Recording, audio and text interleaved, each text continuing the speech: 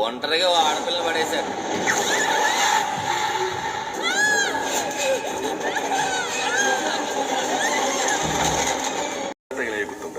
అసలు ఇక్కడ ఏం జరుగుతుందో నాకు అర్థం కావడం లేదు.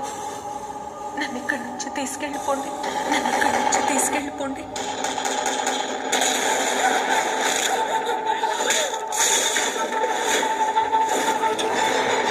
కానీ ప్రమాదం